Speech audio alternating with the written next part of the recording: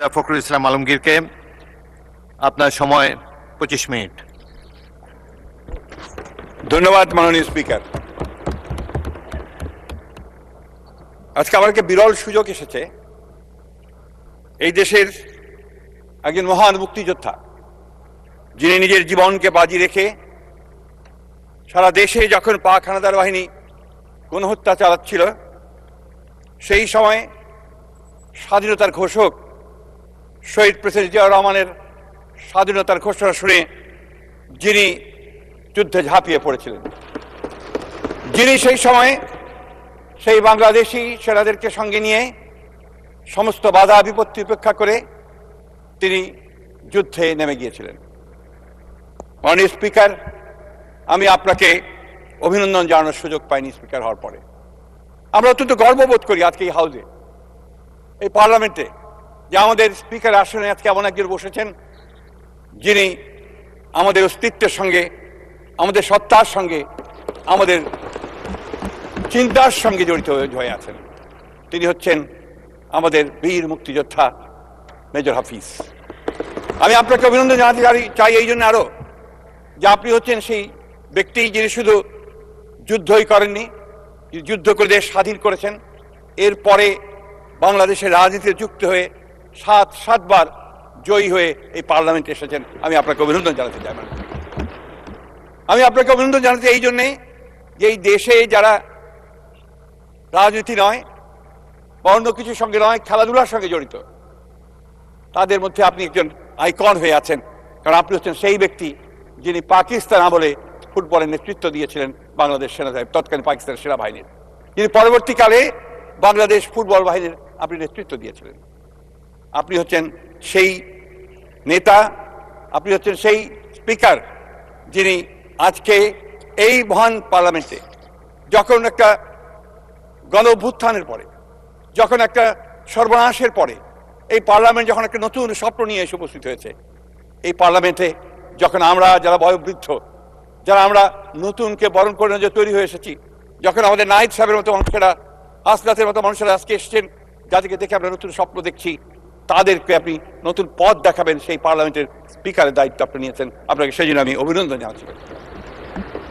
আমি অত্যন্ত দুঃখের সঙ্গে ভারাক্রান্ত হৃদয়ে আমি স্মরণ করছি আপনার সহধর্মিণী, আমাদের অত্যন্ত শ্রদ্ধেয় শিক্ষাবিদ বেগম দিলারার কথা, দিলারা হাফিজের কথা। এই জন্য না যে তিনি আপনার সহধর্মিণী ছিলেন, এই জন্য আরো বেশি করে যে তিনি আমার সহপাঠী ছিলেন। আমরা দেখেছি যে একজন মহিষী মহিলা কিভাবে শিক্ষা নড়ে গেছিলেন, কিভাবে শিক্ষার আলো তিনি ছড়িয়ে গেছেন।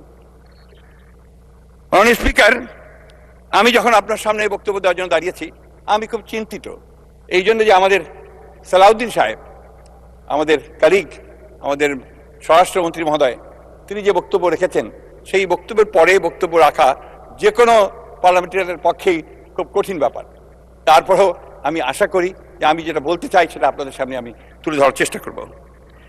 মাননীয় স্পিকার, এখানে সালাউদ্দিন সাহেব বসেছেন, তারপর আবার আমি বলেছেন, আবারও বলতে চাই যে আমাদের অভিযোগ উঠেছে আমাদের বিরুদ্ধে।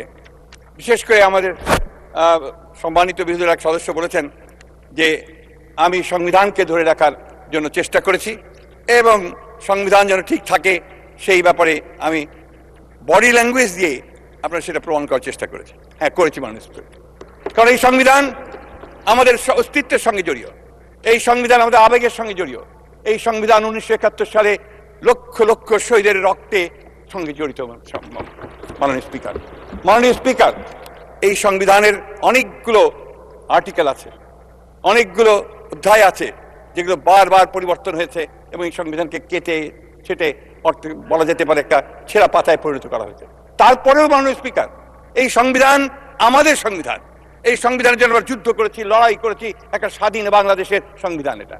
মাননীয় স্পিকার, অত্যন্ত সত্য কথা বলেছেন সালাউদ্দিন সাহেব যে আজকে রাষ্ট্রপতির ব্যাপারে আমরা কথা বলছি। রাষ্ট্রপতি যেই হন না কেন, তিনি একটা ইনস্টিটিউশন, কোনো ব্যক্তি নয়, একটা প্রতিষ্ঠান। সেই প্রতিষ্ঠানকেই আমরা রক্ষা করেছি আমাদের প্রয়োজনে। কারণ 5ই আগস্টের পরে যদি এই রাষ্ট্রপতি না থাকতেন, তাহলে এই রাষ্ট্রে একটা অরাজকতা, একটা নৈরাজ্য সৃষ্টি হতো, যে নৈরাজ্যের জন্য হয়তো আমরা সেই দেশে সেই সময় আমাদের জাতিকে আমরা রক্ষা করতে পারতাম কিনা সেটা সন্দেহ আছে। মাননীয় স্পিকার, মাননীয় স্পিকার, আমাদের আজকে এখানে অনেকগুলো প্রশ্ন এসছে, আমি সেই কথাগুলো কিছুটা উত্তর দিতে চাই, বিশেষ করে আমার নাম যেখানে সবখানে এসছে। আপনি জানেন, আপনিও তার একজন সাক্ষী, যে দীর্ঘ 15 বছর আমরা ফ্যাসিস্টদের বিরুদ্ধে লড়াই করেছি, সংগ্রাম করেছি। আমাদের এই ফ্যাসিস্টদের বিরুদ্ধে লড়াইয়ে আমাদের দেশনেত্রী বেগম খালেদা জিয়া বেশিরভাগ সময় কারান্তরীণ ছিলেন। আমাদের নেতা, তাকে মিথ্যা মামলা জড়িয়ে নির্বাসিত অবস্থায় তাকে বিদেশে থাকতে হয়েছে। আমাদের 60 লক্ষ মানুষের বিরুদ্ধে মিথ্যা মামলা হয়েছে। 20,000 মতো আমাদের নেতা কর্মীকে হত্যা করা হয়েছে। আমাদের ইলিয়াস আলী, পারভেজ, হিরু, এই সংসদ সদস্য সহ প্রায় 1700 নেতা কর্মীকে গুম করে দেওয়া হয়েছে। মানুষের স্পিকার, এখনো যখন আমাদের সেই তপু, সেই ছোট্ট মেয়েটা, সে যখন ওই মায়ের ডাকে এসে দাঁড়ায় এবং সে যখন বলে যে আমি আমার বাবার সঙ্গে ঈদ করতে যেতে চাই, তখন আমাদের কারোরই পক্ষে চোখে পানি রাখা সম্ভব হয় না। মাননীয় স্পিকার, মাননীয় স্পিকার, আমি যখন দেখতাম আমার গাড়ি থেমে গেলে আমার গাড়ির পাশে সেই সময়ে আমাদের তরুণ যুবকরা এসে হাজার হতো, বলতো যে আমি অমুকখানে ছাত্রদল করতাম, আমি ওকে যুবদল করতাম, আমি ওখান থেকে পালিয়ে চলে এসেছি, এখন এখানে আমি হকারের কাজ করছি। অনেকে রিক্সা চালাতো, অনেকে বাড়িতে সেই সময় দারোয়ানের কাজ করতো। মাননীয় স্পিকার, মাননীয় স্পিকার, আমরা দেখেছি এই মামলাগুলো যখন হতো এবং পুলিশরা যখন রেড করতো, আমাদের সেই গ্রামগুলোতে গ্রামের মানুষ মহিলারা ছুটে বেরিয়ে ধান খেতে চলে যেত। শীতের সময়ে তারা সেই ধান খেতে আশ্রয় নিত অথবা গাছে আশ্রয় নিত। এইরকম চরম অত্যাচার, নির্যাতন আমরা দেখেছি। মাননীয় স্পিকার, আমরা দেখেছি যে আমাদের নেতা কর্মীদেরকে কারাগারে নিয়ে গিয়ে, ডিবিতে নিয়ে গিয়ে নির্মম অত্যাচার নির্যাতন করা হয়েছে। আমরা দেখেছি যে যারা স্ট্যাটাস দিয়েছে সোশ্যাল মিডিয়াতে, কথা লিখেছে, যারা জিয়া সাইবার ফোর্স নাম দিয়ে যারা তখন লিখত, তাদের কিভাবে তুলে নিয়ে গিয়ে নির্মম অত্যাচার করে হাতের নখ, পায়ের নখ তুলে ফেলে দিয়ে তাদেরকে ছুঁড়ে ফেলে দেওয়া হয়েছে অন্ধকারের মধ্যে। আমরা দেখেছি কিভাবে এই আয়না ঘরের মধ্যে আমাদের সহকর্মী, ওনাদের ছেলে, ওনাদের ভাই, তাদেরকে নিয়ে গিয়ে গুম করে আটক করে রাখা হয়েছে। বহুদিন ধরে আমরা তাদের খবর পাইনি। মাননীয় স্পিকার, সেই জন্য একদিকে যেমন ওই 1971 সাল আমাদের চিন্তায়, আমাদের মননে, আমাদের অস্তিত্বে, আমাদের মজ্জায়, ঠিক একইভাবে এই 15 বছরের লম্বা ইতিহাস, ফ্যাসিবাদের বিরুদ্ধে যুদ্ধের ইতিহাস, সংগ্রামের ইতিহাস এবং জুলাইয়ের ছাত্র জনতার অভ্যুত্থানের ইতিহাস, এটা আমাদের বুকেই আমরা ধারণ করি। মাননীয় স্পিকার, এটা এই দেশের সব মানুষই ধারণ করে। মাননীয় স্পিকার, কিন্তু যখন এই কথাগুলো, এই বিষয়গুলো নিয়ে কোনো কটাক্ষ করা হয়, তখন তো অবশ্যই মাননীয় স্পিকার আমরাও কষ্ট পাই। তখন আমাদের এই লাখো মানুষ যারা সংগ্রাম করেছে, লড়াই করেছে, তারাও কিন্তু মাননীয় স্পিকার একইভাবে কষ্ট পায়। আমাদের একজন বন্ধু বলেছেন যে 1900 সালটা হচ্ছে আপনি আসার আগে, অর্থাৎ আপনার লন্ডনে যে সভা হলো, যে ঐতিহাসিক বৈঠক, আমাদের চেয়ারম্যান এবং তৎকালীন প্রধান উপদেষ্টার সঙ্গে, সেই বৈঠক সম্পর্কে তারা বিদ্রুপ করে, কটাক্ষ করে বলেছেন সেখানে নাকি আপনার কি একটা ষড়যন্ত্র চক্রান্ত হয়েছে, যার ফলে আজকে বিএনপি এই পার্লামেন্টের মেজরিটি নিয়ে বসে আছে। অত্যন্ত দুঃখজনক। আমি তীব্র নিন্দা জানাই মাননীয় স্পিকার, এই ধরনের কথা কখনোই গ্রহণযোগ্য হতে পারে না। ওই লন্ডন বৈঠক হয়েছিল বলেই মাননীয় স্পিকার আজকে আমরা এখানে সবাই, কারণ ওই লন্ডন বৈঠকেই নির্বাচনের তারিখ ঠিক হয়েছিল। ওই লন্ডনের বৈঠকেই প্রধান উপদেষ্টা রাজি হয়েছিলেন যে দ্রুত ফেব্রুয়ারির মধ্যে এটি নির্বাচন দেবেন। এটাই হচ্ছে বাস্তবতা। মাননীয় স্পিকার, এটাও আমাদেরকে সকলকে স্বীকার করে নিতে হবে। মাননীয় স্পিকার, আমি বয়স্ক মানুষ, আমরা 80-র দশকের, 70 দশকের মানুষ। 70 দশক আমরা দেখেছি, আমরা দীর্ঘ সংগ্রাম করেছি, লড়াই করেছি বাংলাদেশের স্বাধিকারের জন্য। আমরা সংগ্রাম করেছি তৎকালীন পূর্ব পাকিস্তানের বিরুদ্ধে সত্যিকার অর্থে একটা স্বাধীন বাংলাদেশ নির্মাণ করবার জন্য। এটা আমরা করেছি এবং পরবর্তীকালে যখন যুদ্ধ হয়েছে, যুদ্ধ শুরু হওয়ার আগে শহীদ প্রেসিডেন্ট জিয়া রহমানের সেই ডাকে যখন মানুষ ঝাঁপিয়ে পড়েছে, তখন সেই যুদ্ধে আমরাও সবাই গিয়ে ঝাঁপিয়ে পড়েছিলাম। মাননীয় স্পিকার, মাননীয় স্পিকার, সেই 71কে নিয়ে যদি কেউ কটাক্ষ করে, সেই 71কে কেউ যদি খাটো করার চেষ্টা করে, তখন সেটা আমাদের পক্ষে মেনে নেওয়া খুব কঠিন হয়। মাননীয় স্পিকার, সেই জন্যই আমাদের কালিগ সালাউদ্দিন সাহেব যেটা বলেছেন, 71 নিয়ে কথা আমাদের বলতেই হবে। মাননীয় স্পিকার, কারণ এটা আমাদের অস্তিত্ব, এটা আমাদের আইডেন্টিফিকেশন, এটা আমাদের আইডেন্টিটি। আমি বারবার একই কথা বলছি, একটি কারণ মাননীয় স্পিকার, যে ৭১ হচ্ছে আমাদের পরিচয়, সেই জন্যই আমরা এই কথা বারবার বলি। মাননীয় স্পিকার, আজকে সংবিধান নিয়ে আমি কোনো বিশেষজ্ঞ নই, সেই সংবিধান নিয়ে কথা বলার দৃশ্যতা আমি দেখাবো না। সালাউদ্দিন সাহেব যা বলেছেন তার বাইরে কথা বলা আমার কিছু নেই। আমি জিনিস আপনাদের সামনে তুলে ধরতে চাই। এই দীর্ঘ সংগ্রামে, ফ্যাসিলিটির সংগ্রামে আমরা আমাদের বন্ধুদের সঙ্গে একসাথে কাজ করেছি। আমি অত্যন্ত কৃতজ্ঞতার সাথে স্মরণ করব যে আমরা সেই সময় যে আন্দোলনগুলো একসাথে করেছি, সেই আন্দোলনগুলোতে আমাদের অনেক নেতা আজকে এখানে আছেন, যাদের সঙ্গে আমরা কাজ করেছি। তাদেরও অনেক ক্ষতি হয়েছে, তাদের অনেকেই চলে গেছেন পৃথিবী ছেড়ে, তাদেরকে হত্যা করা হয়েছে, অনেককে আপনার ক্ষতি করা হয়েছে, এবং তাদেরকেও অনেককে দেশ ছেড়ে চলে যেতে হয়েছে। মাননীয় স্পিকার, কি দুর্ভাগ্য আমাদের যে 5ই আগস্টের পরে ওনারা বলছেন যে আমাদের চেহারা বদলে গেছে। আমাদের চেহারা বদলায়নি মাননীয় স্পিকার, যারা হঠাৎ করে তাদের বদলে গেল। হঠাৎ করে মনে হলো যে তারা ক্ষমতায় যাওয়ার জন্য একটা ইঙ্গিত পেয়ে গেছেন এবং ক্ষমতায় যাওয়ার জন্য সবকিছু তৈরি হয়ে গেছে, এবং তখন তারা যে সমস্ত উক্তি এবং যে সমস্ত কথা বলেছেন বিভিন্ন বক্তব্যের মধ্য দিয়ে, এই বক্তব্যগুলো গণতন্ত্রকে সাহায্য করেনি মাননীয় স্পিকার। আজকে যে দূরত্ব, এই দূরত্ব সৃষ্টি হওয়ার সেগুলো একটা কারণ। আপনারা নির্বাচনকে অস্বীকার করছেন, আপনারা নির্বাচনকে বলছেন যে ইঞ্জিনিয়ারিং করা হয়েছে। এটা কেউই মেনে নেবে না মাননীয় স্পিকার, মেনে নেয়নি, এই দেশের মানুষ এটা মেনে নেবে না। মাননীয় স্পিকার, আমি একটা কথা বলতে চাই যে আমরা কিন্তু সবসময় স্বপ্ন দেখেছি, আমাদের দলের প্রতিষ্ঠাতা শহীদ প্রেসিডেন্ট জিয়া রহমান যে স্বপ্ন দেখতেন, সেই স্বপ্ন, অর্থাৎ বাংলাদেশকে একটা সুখী সমৃদ্ধ বাংলাদেশ হিসেবে গড়ে তোলবার। ওনারা যখন সংস্কারের কথা বলেন এবং আমাদেরকে সংস্কার বিরোধী বলে চিহ্নিত করবার চেষ্টা করেন, পোস্টার নিয়ে এসেছেন অনেকে এখানে, এই পার্লামেন্টে বলেছেন যে আমরা সংস্কার চাই না। সংস্কার জনক তো আমরাই। শহীদ প্রেসিডেন্ট জিয়া রহমান প্রথম, তিনি একদলীয় শাসন ব্যবস্থা থেকে বহুদলীয় গণতন্ত্রে নিয়ে গিয়েছিলেন। শহীদ প্রেসিডেন্ট জিয়া রহমানই সেদিন বাক স্বাধীনতা দিয়েছিলেন, প্রেস ফ্রিডম দিয়েছিলেন, এবং মুক্ত বাজার অর্থনীতি চালু করেছিলেন, এবং বিচার বিভাগের স্বাধীনতাকে তিনি নিশ্চিত করেছিলেন, এবং গণমাধ্যম স্বাধীনতা অবশ্যই দিয়েছিলেন। সেই সঙ্গে দেশনেত্রী বেগম খালেদা জিয়া, যিনি দীর্ঘ 9 বছর রাজপথে সংগ্রাম করেছেন, লড়াই করেছেন গণতন্ত্রের জন্য, আমাদের অধিকার আদায়ের জন্য। সেই সময়ে আমাদের বিএনপি সংগঠিত হয়েছে, অন্যান্য রাজনৈতিক দলগুলো সংগঠিত হয়েছে, কিন্তু নেতৃত্ব দিয়েছেন সেই মহিষী মহিলা, যিনি 1971 সালেও যখন তার প্রিয়তম স্বামী তাদেরকে রেখে এই আমার পাশে বসে আছেন আমার নেতা, তখন তিনি শিশু, তার ছোট ভাই, তাদেরকে রেখে তিনি যখন যুদ্ধে চলে গেছেন স্বাধীনতার ঘোষণা করে, তখন তাদেরকে নিয়ে তিনি সেই সময় 2 হাত ধরে তিনি সামনে এগিয়ে গেছেন। সেই সময়ের একটা ঘটনা বলি মাননীয় স্পিকার, যে ওই সময়ে যখন আপনারা চলে গেলেন, পাক হানাদার বাহিনী যখন বাঙালি সেনাদের কাছ থেকে অস্ত্র নেওয়ার জন্য ছুটে এসেছিল, কোচ খুলে দিতে চাবি চেয়েছিল, তখন একজন হাবিলদার ছুটে এসেছিল দেশনেত্রী বেগম খালেদা জিয়ার কাছে, তার বাংলায়, যে আমি এখন কি করব, স্যার তো নেই, এখন এই চাবি আমি দেবো কিনা। তিনি বলেছিলেন, তোমাদের স্যার না আসা পর্যন্ত তুমি এই চাবি কখনই হস্তান্তর করবে না। এবং তখনই সেদিন থেকেই তিনি কিন্তু, মাননীয় স্পিকার, আমি তাকে সবসময় বলি যে তিনি প্রথম নারী মুক্তিযোদ্ধা, আর সেই কারণে তিনি সেই নারী মুক্তিযোদ্ধা। এবং পরবর্তীকালে এই 2 শিশুর হাত ধরে তিনি বোরখা পরে স্টিমারে করে তিনি ঢাকাতে এসেছিলেন। তার কিছুদিন পরে তিনি গ্রেফতার হয়ে গিয়েছিলেন, তাকে 16ই ডিসেম্বর পর্যন্ত এই সেনানিবাসে আটক করে রাখা হয়েছিল। মাননীয় স্পিকার, সারাটা জীবন এই মহিলার সংগ্রাম করতে করতে গেছে মানুষ।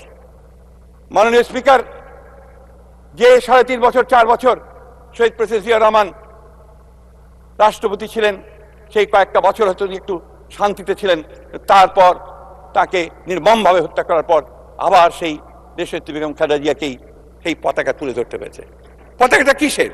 পতাকা হচ্ছে স্বাধীনতার, পতাকা হচ্ছে গণতন্ত্রের, পতাকা হচ্ছে বাংলাদেশের সার্বভৌমত্বের পতাকা, সেই পতাকা তিনি ধরে ধরেছেন। মাননীয় স্পিকার কোনোদিন আপোষ করেননি, এবং গণতন্ত্রের প্রশ্নে তার যে সংগ্রাম, সেই সংগ্রাম আমার মনে হয় যে এশিয়া উপমহাদেশে খুব কম মানুষেরই নেতারই এই সংগ্রামের সেই ইতিহাস আছে। আপনারা নিশ্চয়ই লক্ষ্য করেছেন যে দেশীয় নেত্রীকে যখন মিথ্যা মামলায় তাকে সাজা দিয়ে কারাগারে পাঠানো হচ্ছিল, তার কয়েকদিন আগে কিন্তু তিনি লন্ডন থেকে এসেছেন। আপনার মনে আছে নিশ্চয়ই, মাননীয় সংসদ নেতা ইচ্ছা করলে তিনি লন্ডনে থেকে যেতে পারতেন। তিনি জানতেন যে দেশে ফিরে গেলে তাকে কারাগারে যেতে হবে, তারপরেও তিনি এই দেশে ফিরে এসেছেন কারণ বারবার তিনি কথা বলেছেন যে এই দেশেই আমার জন্ম, এই দেশেই আমার মরণ, আর এই দেশ ছেড়ে আমি কোথাও যাব না। যে মানুষটি সুস্থ স্বাভাবিক অবস্থায় হেঁটে গেলেন মাননীয় স্পিকার, গিয়ে কারাগারে গেলেন, সেই মানুষটি হুইল চেয়ারে করে হাসপাতালে ফেরত আসলেন 2 বছর পর। সেই মানুষটিকে আবার অসুস্থ অবস্থায় আটক করে রাখা হলো তার গৃহে বাকি 2 বছর। আমরা বারবার চেষ্টা করেছি, আমাদের উকিল সাহেবরা চেষ্টা করেছেন জামিনে তাকে মুক্ত করার জন্য। আমরা বারবার চেষ্টা করছি বিভিন্নভাবে যে দেশনেত্রীকে কিভাবে চিকিৎসার জন্য বাইরে পাঠানো যায়। এই ফ্যাসিস্ট হাসিনা সেটাও আমাদেরকে করতে দেননি। মাননীয় স্পিকার, আমি এই জন্য কথাগুলো বারবার করে মনে করে দিতে চাই যে অনেকে খাটো করে দেখেন বিএনপির অবদানকে, অনেকে খাটো করে দেখেন বিএনপি নেতৃত্বকে, অনেকে খাটো করে দেখেন জিয়া পরিবারকে, অথচ এই পরিবারের যে অবদান এই দেশে গণতন্ত্রকে প্রতিষ্ঠা করবার জন্য, এই দেশের স্বাধীনতা রক্ষা করবার জন্য, সার্বভৌমত্ব রক্ষা করার জন্য, এটা আর কারো আছে বলে আমার জানা নেই। মাননীয় স্পিকার, আমরা একটা কঠিন সময় অতিক্রম করছি।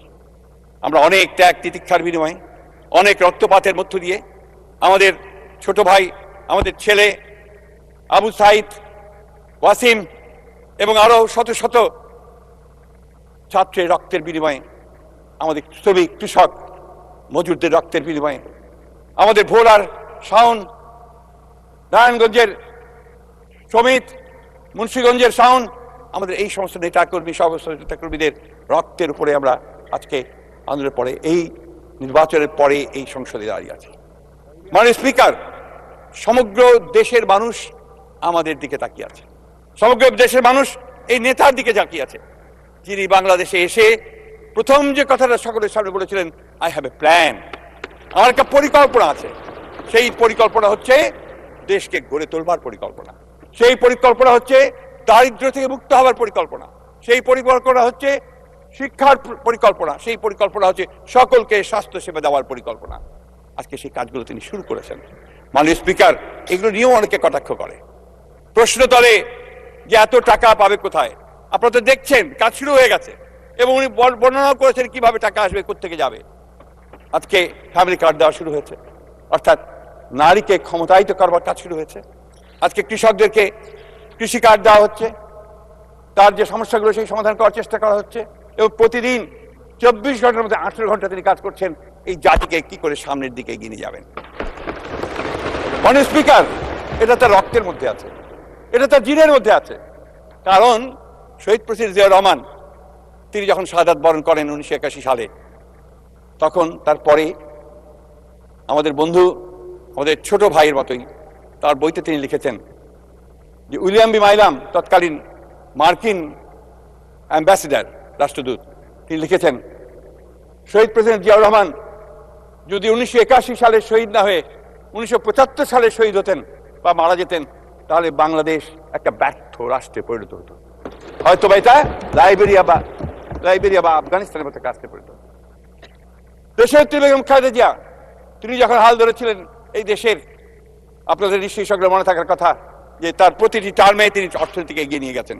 এখানে আমাদের অর্থমন্ত্রী আছেন, তিনি সাক্ষী, তিনি বলতে পারবেন যে প্রতিবার জিডিপি বেড়েছে, অর্থনৈতিক কর্মকাণ্ড বেড়েছে, এবং সব শেষে গোল্ডেন ব্যাংক বলা হয়েছিল ইমার্জিং টাইগার, বাংলাদেশ হচ্ছে একটি উদীয়মান ব্যাঘ্র।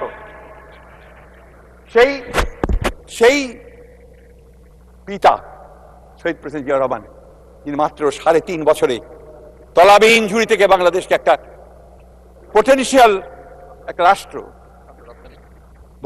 পটেনশিয়াল রাষ্ট্রতে নিয়ে যাওয়ার চেষ্টা করেছিলেন। সেই হচ্ছে শহীদ জিয়া, যে দুর্ভিক্ষ হয়েছিল 1974 সালে আওয়ামী লীগের কারণে। সেই দুর্ভিক্ষের পরে দেশকে খাদ্যের স্বয়ংসম্পূর্ণ করে ফেলেছিলেন, এবং উনি সেই শহীদ জিয়া যিনি উচ্চ ফলনশীল বীজ শুরু করেছিলেন এবং খাল খনন কর্মসূচির মধ্য দিয়ে কৃষিকে সামনের দিকে এগিয়ে নিয়েছিলেন, কৃষি বিপ্লব সূচনা করেছিলেন। তিনি মাঠে ঘাটে চারণ কবির মতো ঘুরে বেড়াতেন। মাননীয় স্পিকার, তার কণ্ঠে ছিল শুধু একটি গান, একটি সঙ্গীত, উন্নয়নের সঙ্গীত, এগিয়ে যাওয়ার সঙ্গীত। মাননীয় স্পিকার, আমরা আমাদের দেশনেত্রী বেগম খালেদা জিয়ার মধ্যেও সেই একই বাউলের কণ্ঠস্বর শুনেছি, একই চারণ কবির গান শুনেছি। তিনি একইভাবে গণতন্ত্রের গান গেয়েছেন। যারা রাষ্ট্র পরিচালনার দায়িত্ব এসছেন নির্বাচনে জিতে, যিনি কোনোদিন কোনো নির্বাচনে পরাজিত হননি, তিনবার প্রধানমন্ত্রী হয়েছেন, তিনিও কি একইভাবে শুধু উন্নয়ন, মানুষের উন্নয়ন, কিভাবে ক্ষমতায়ন হবে নারীদের, কিভাবে আমাদের মেয়েরা লেখাপড়া শিখবে, কিভাবে আমাদের স্বাস্থ্যসেবার উন্নতি হবে, এই কাজগুলো তিনি করে গেছেন মাননীয় স্পিকার। ব্যক্তিগত সুখ, ব্যক্তিগত আরাম আয়েশের কথা কখনো চিন্তা করেন। শহীদ প্রেসিডেন্ট জিয়াউর রহমান যখন শহীদ হলেন তখন তার পজিশনে পাওয়া গেল একটা ছেঁড়া সুটকেস। এটা নিয়ে ফ্যাসিস্টরা অনেক বিদ্রুপ করে, কিন্তু সেটাই সত্য ছিল মাননীয় স্পিকার। ঠিক একইভাবে দেশনেত্রী বেগম খালেদা জিয়া গৃহহীন অবস্থায় ভাড়া বাড়িতে তিনি থাকতেন, তার কোনো বাড়ি ছিল না মাননীয় স্পিকার। আজকে ঠিক একইভাবে এই তরুণ, আমরা জানি যে এখন দেশে শিক্ষা ব্যবস্থা প্রায় ভেঙে চলে গেছে, এর ইনস্টিটিউশন। মাননীয় মন্ত্রী, আপনি সাম আপ করুন, আপনি সাম আপ করুন। Take your time.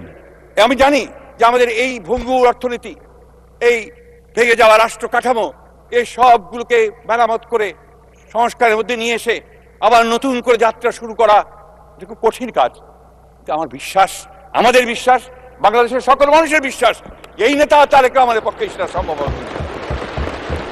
শুধু তাই নয় বন্ধুগণ, স্পিকার, আমি একটা ছোট্ট ঘটনা বলি আমার বক্তব্য শেষ করব। সেই বক্তব্যটি হচ্ছে 2002 সালে আমি দেশনেত্রী বেগম খালেদা যখন প্রধানমন্ত্রী, তার সঙ্গে সফরে যাওয়ার আমার সুযোগ হয়েছিল। প্রায় 150 সফর সঙ্গী ছিলাম। প্রচণ্ড শীত ছিল। আপনার গ্রেট হলের মধ্যে গার্ড অফ অনার দেওয়া হলো দেশনেত্রী বেগম খালেদা জিয়াকে। তারপর প্রেজেন্টেশন লাইনে আমরা সবাই দাঁড়ালাম। আমার পাশেই ছিলেন আমানুল্লাহ আমান, তার পাশেই ছিলেন আমাদের আজকের প্রধানমন্ত্রী জনাব তারেক রহমান। যখন চীনা প্রধানমন্ত্রীকে সঙ্গে নিয়ে ম্যাডাম প্রত্যেকের সঙ্গে পরিচয় করে দিয়ে যাচ্ছেন, পরিচয় করাতে করাতে যখন ওনার সামনে আসলেন, এসে ম্যাডাম যখন পরিচয় করেন মাই সান তারেক, চীনা প্রধানমন্ত্রী তার দুইটা হাত শক্ত করে তারেক রহমান সাহেবের হাত ধরলেন, ধরে বললেন, carry the flag of your father and mother. মাননীয় স্পিকার, আজকে সেই পতাকা তিনি তুলে ধরেছেন। সেই পতাকা হচ্ছে স্বাধীনতার পতাকা, সেই পতাকা হচ্ছে সার্বভৌমত্বের পতাকা, সেই পতাকা হচ্ছে গণতন্ত্রের পতাকা, উন্নয়নের পতাকা। মাননীয় স্পিকার, আপনাকে অশেষ ধন্যবাদ মাননীয় স্পিকার।